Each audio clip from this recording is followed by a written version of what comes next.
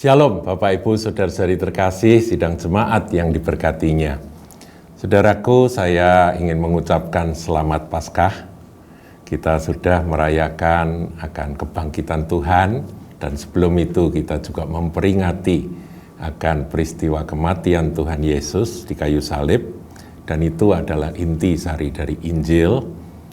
Yesus mati, ya sebelum itu Yesus lahir, Yesus melayani, kemudian Yesus mati, dikuburkan, bangkit, kemudian dia menampakkan diri kepada murid-murid selama 40 hari, dan kemudian Yesus naik ke surga dan akan datang kembali. Itu adalah inti dari Injil, saudaraku. Dan peristiwa yang paling puncak dari penebusan kepada kita sebagai manusia yang berdosa, itu ada pada penyaliban yang kemudian dibuktikan bahwa Tuhan Yesus telah mengalahkan maut dengan kebangkitannya. Nah, saudaraku, kali ini kita akan mempelajari satu perikop di dalam Yohanes pasal 20 ayat 19 sampai 23. Ya, jadi di dalam perikop yang berjudul Yesus menampakkan diri kepada murid-muridnya, ini adalah kali pertama Tuhan Yesus menampakkan diri pada murid-murid secara korporat, ya. Jadi murid-murid minus Thomas, ya. Thomas nggak ada pada waktu itu. Nah, saudaraku, kita akan perhatikan bahwa kalau kita telusuri dan baca dari ayat demi ayat sampai ayat 23, 19 sampai 23, maka kita temukan minimal ada 5 berkat istimewa dari kebangkitan Tuhan Yesus tersebut. Ya, ada 5, saudaraku, ya. Kita coba teliti. Saya bacakan mulai ayat 19 sampai 23. Ketika hari sudah malam pada hari pertama minggu itu, berkumpullah murid-murid Yesus di suatu tempat dengan pintu-pintu yang terkunci karena mereka takut, garis bawahi takut kepada orang-orang Yahudi. Pada waktu itu datanglah Yesus dan berdiri di tengah-tengah mereka dan berkata, "Damai sejahtera bagi kamu." Ayat 20, dan sesudah berkata demikian, ia menunjukkan tangannya dan lambungnya kepada mereka. Murid-murid itu bersuka cita ketika mereka melihat Tuhan. Bersuka cita, garis bawahi, saudaraku, ya. Ayat 21, maka kata Yesus sekali lagi, "Damai sejahtera bagi kamu. Sama seperti Bapa mengutus aku, demikian juga sekarang aku mengutus kamu." Mengutus, ya, garis bawahi. Kemudian ayat 22, dan sesudah berkata demikian, ia menghembusi mereka dan berkata, "Terimalah Roh Kudus." Terimalah Roh Kudus, garis bawahi kata menghembusi dan terimalah Roh Kudus. Ayat 23, jikalau kamu mengampuni dosa orang, dosanya diampuni, dan jikalau kamu menyatakan dosa orang, tetap ada dosanya, tetap ada. Saudara, tadi saya katakan minimal ada 5 berkat istimewa dengan peristiwa kebangkitan Tuhan dari antara orang mati. Yang pertama, saudaraku, di ayat 19 dikatakan pada saat itu murid-murid ketakutan, mereka berada dalam sebuah rumah, dalam sebuah ruangan tertutup, mereka berkumpul, mereka ketakutan, ya, karena guru yang mereka kasihi, Tuhan yang mereka harapkan, Yesus itu baru saja mati di kayu salib dan dikuburkan. Jadi kengerian itu menguasai mereka, ketakutan luar biasa. Pintu-pintu terkunci, jadi betul-betul mereka mengamankan diri karena ketakutan.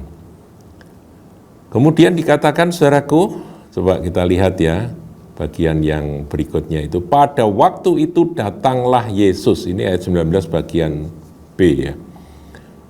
Datanglah Yesus dan berdiri di tengah-tengah mereka.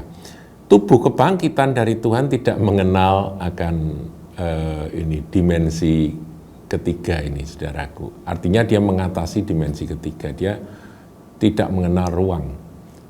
Ditembus saja, diterobos saja. Jadi dengan tubuh kebangkitan itu tiba-tiba Tuhan ada di dalam ruangan itu meskipun terkunci rapat. Dan apa yang Tuhan sampaikan? kalimat apa yang Tuhan sampaikan? Ini yang pertama, berkat yang pertama. Damai sejahtera bagi kamu. Saudaraku, Sang Raja Damai memberikan damai ilahi. Dia berkata bahwa damai sejahtera yang aku berikan kepadamu itu tidak seperti yang dunia berikan. Jadi ini damai sejahtera yang melampaui segala akal, melampaui segala ketakutan. Ketika itu datang, dia meneduhkan akan kegalauan dalam hati murid-muridnya. Murid-murid dalam kondisi takut, saudaraku.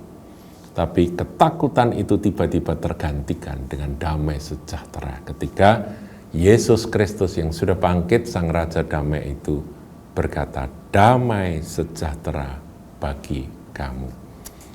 Ini yang pertama.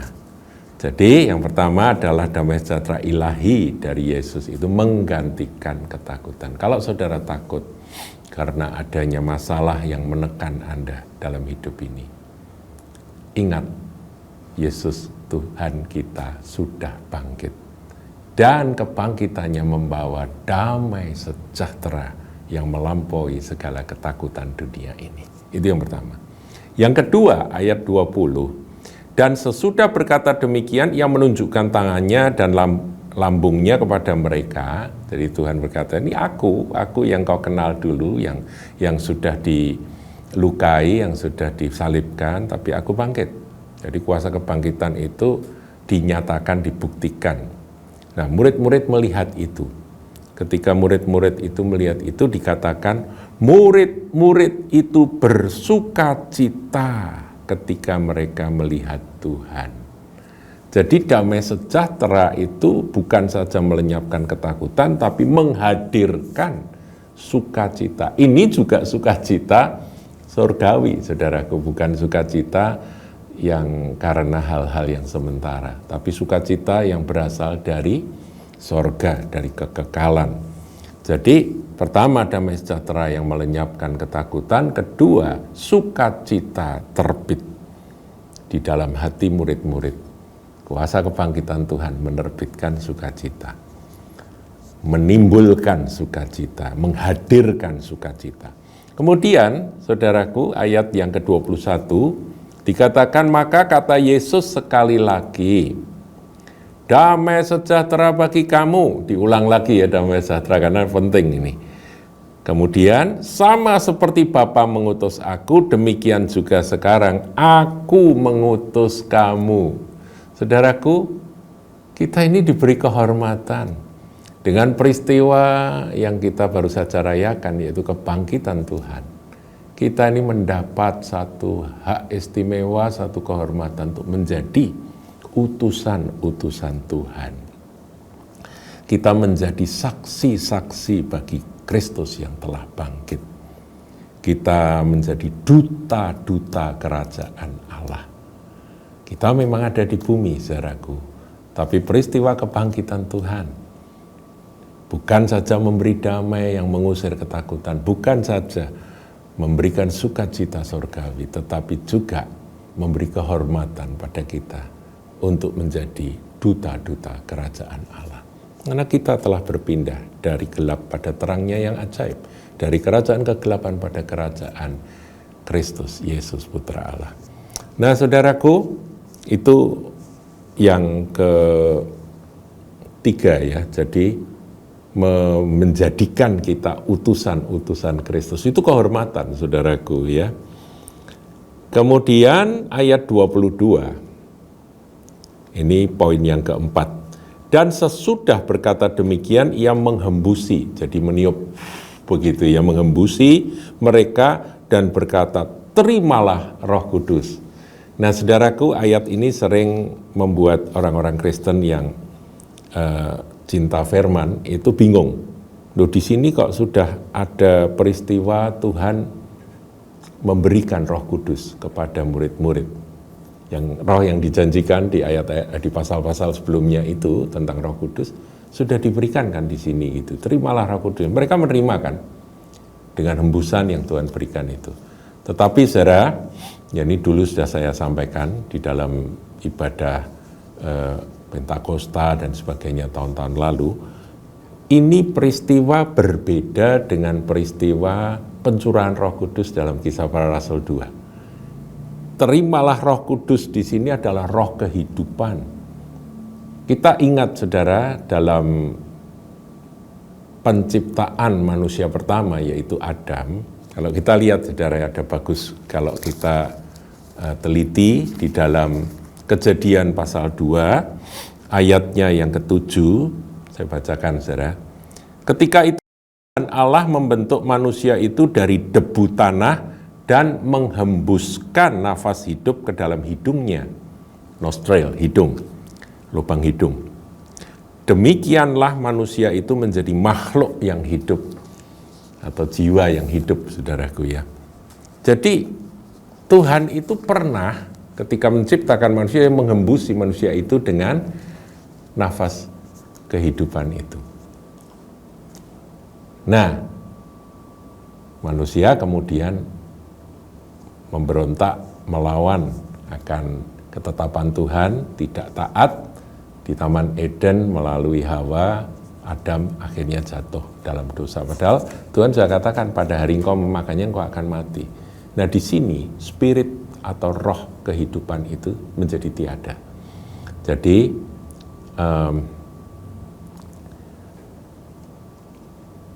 dalam peristiwa kebangkitan Tuhan, kita ini kan anak-anak Adam, saudaraku ya.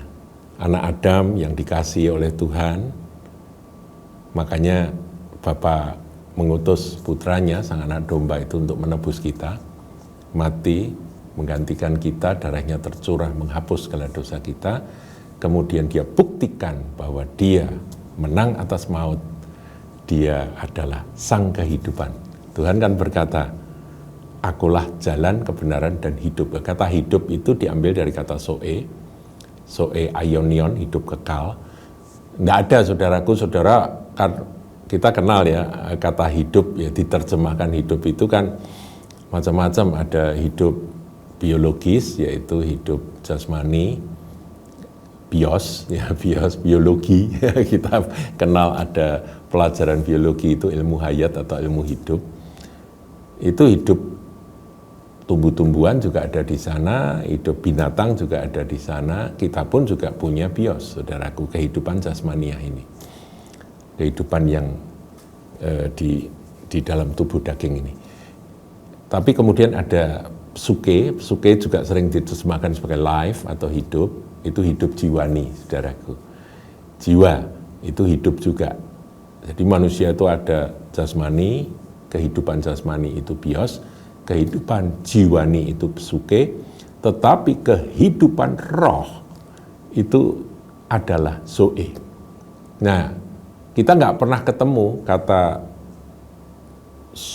bios aionion gitu, nggak ada, saudaraku, atau psuke aionion. Yang ada zoe aionion. Jadi ketika Tuhan berbicara tentang kehidupan kekal, barang siapa menerima Dia diberinya kuasa ya untuk menjadi anak-anak Allah. Kemudian di Yohanes 3 ayat 16 kan dikatakan, barang siapa percaya tidak binasa melainkan beroleh hidup kekal. Hidup kekal di situ adalah zoe aionion. Jadi kehidupan yang taraf ilahi, yang kekal. Nah, Yesus berkata, akulah jalan, kebenaran, dan hidup. Jadi Yesus itu adalah hidup, sang hidup, saudaraku. Nah, di sini dia memberikan akan hidup itu, yaitu kehidupan Roh Kudus itu diberikan. Murid-murid sejak saat itu memiliki kehidupan ilahi. Jadi ketika saudara dan saya menerima Tuhan Yesus sebagai Juru Selamat, kita percaya bahwa Dia sudah bangkit, kita percaya Dia Juru Selamat kita, Dia mati bagi kita, dan Dia juga sudah bangkit bagi kita, maka sesungguhnya kita telah menerima hembusan Roh Kudus yang menghidupkan itu. Nah, saudara mungkin bertanya, bedanya apa Pak dengan apa yang Tuhan Yesus janjikan sebelum Tuhan naik ke surga? Engkau akan menerima kuasa apabila Roh Kudus turun atas kamu. Itu peristiwa lain. Itu peristiwa kelengkapan yang Tuhan berikan untuk supaya murid-murid dapat menjadi saksi, tak oleh kuat, tak oleh gagah, tapi oleh Roh Allah. Tapi soal kehidupan itu karena menerima Yesus yang mati, dikubur, dan bangkit bagi kita. Paham ya? Jadi ini dua peristiwa yang berbeda ketika Tuhan menghembusi mereka dan berkata, terimalah Roh Kudus. Tapi saudaraku, berkat yang terakhir, yang kelima, adalah sesuatu yang luar biasa, yaitu authority atau otoritas. Ayat 23 berbunyi apa? Jikalau kamu mengampuni dosa orang, dosanya diampuni. Dan jikalau kamu menyatakan dosa orang tetap ada, dosanya tetap ada. Artinya apa? Gereja Tuhan, tubuh Kristus, umat Tuhan yang memiliki kehidupan ilahi di dalam diri mereka, itu juga punya otoritas. Itulah sebabnya ketika Tuhan naik ke surga, dia mencurahkan Roh Kudus, perintahnya adalah beritakan Injil pada segala makhluk. Barang siapa percaya dan dibaptiskan akan selamat, yang tidak percaya akan dihukum, akan binasa. Yang menolak, mereka binasa. Karena apa? Karena otoritas itu sudah diberikan kepada tubuh Kristus untuk menyampaikan jalan kebenaran dan hidup, menyampaikan keselamatan di dalam Yesus Kristus Tuhan. Tentunya, saudaraku, ayat ini tidak bisa kita gunakan sebagai otoritas untuk kita ini sewenang-wenang. Loh, bukankah dikatakan bahwa ketika aku menerima hidupnya Allah, menerima hidup dari Tuhan Yesus, yaitu Roh Kudus itu, maka jika aku mengampuni dosa orang, dosanya diampuni. Kemudian saudara jengkel sama orang berkata, dosamu kekal. Bukan begitu, saudara, maksudnya. Tetapi maksudnya kita inilah yang mengemban akan tugas untuk membawa orang-orang pada keselamatan. Itu tanggung jawab kita. Ketika kita tidak memberitakan Injil, maka mereka tidak selamat. Jadi jangan difahami secara sempit dan keliru, saudaraku, ayat ini. Jikalau kamu mengampuni dosa orang, dosanya diampuni. Bukan kemudian saudara jengkel, saudara ditolak, kemudian langsung berkata, terkutuklah engkau, dosamu kekal. Tidak demikian. Tetapi ada saat-saat tertentu, saudaraku, seperti apa yang Tuhan Yesus katakan, ketika engkau datang ke sebuah kota, memberitakan Injil dan kamu ditolak, kepaskanlah debu di kakimu itu. Dan penghukuman Allah itu akan datang atas tempat itu. Itu ada waktunya, saudara, tapi untuk orang-orang yang benar-benar dipimpin oleh Roh Kudus. Tetapi tentunya kasih Tuhan itu lebih besar, menguasai akan murid-murid Tuhan, akan tubuh Kristus, sehingga kita berdoa untuk keselamatan jiwa-jiwa. Kalau Tuhan bayar keselamatan manusia yang berdosa, manusia yang murtad, manusia yang bejat, dengan dia merelakan dirinya mati di atas kayu salib, harga apa yang kita bayarkan untuk keselamatan jiwa-jiwa dari orang-orang yang belum menerima Yesus sebagai Tuhan dan Juru Selamat.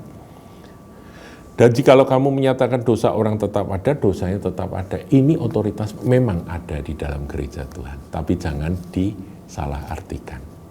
Jadi 5 berkat istimewa dari kebangkitan Tuhan Yesus memang luar biasa. Dari satu perikop ini saja, saudaraku, kita temukan 5. Damai sejahtera ilahi dari Sang Raja Damai yang sudah bangkit, menggantikan, mengusir ketakutan. 1. Kedua, damai sejahtera itu menghadirkan, memunculkan sukacita ilahi, sukacita dalam roh. Ketiga, kuasa kebangkitannya memberi kehormatan pada kita murid-muridnya untuk menjadi duta-duta kerajaan Allah, menjadi saksi, menjadi utusan-utusan bagi kerajaan sorga. Kemudian yang keempat, Tuhan Yesus sudah bangkit, dia menghembusi murid-murid dengan Roh Kudusnya. Wow, saudaraku, mengingatkan kita peristiwa penciptaan Adam, Ya ingat ya, kemudian Adam jatuh, ini kita semua keturunan Adam jatuh, kita dihidupkan kembali. Kemudian peristiwa Yohanes 20 ayat 22 ini beda dengan peristiwa pencurahan Pentakosta. Jadi sudah saya jelaskan. Ini adalah kehidupan Allah yang luar biasa masuk dalam diri orang-orang percaya. Kemudian yang terakhir, otoritas gereja Tuhan itu dahsyat. Kita bangga, kita bersyukur, tetapi kita tidak menyalahgunakan otoritas itu dengan semena-mena. Biar kita tetap dipenuhi dengan kasih ilahi, membawa berita Injil, tapi ingat kita punya otoritas itu. Bahkan Tuhan katakan bahwa gereja Tuhan, umat Tuhan itu nanti akan menghakimi para malaikat, saudaraku. Malaikat-malaikat sesat, malaikat jatuh, iblis itu kita hakimi. Apalagi ya manusia, saudaraku. Jadi kita ini sebetulnya diangkat menjadi anak-anak Tuhan itu luar biasa posisi kita. Saya berharap Anda memahami akan 5 berkat istimewa dari kebangkitan Tuhan Yesus. Selamat Paskah, Tuhan Yesus memberkati.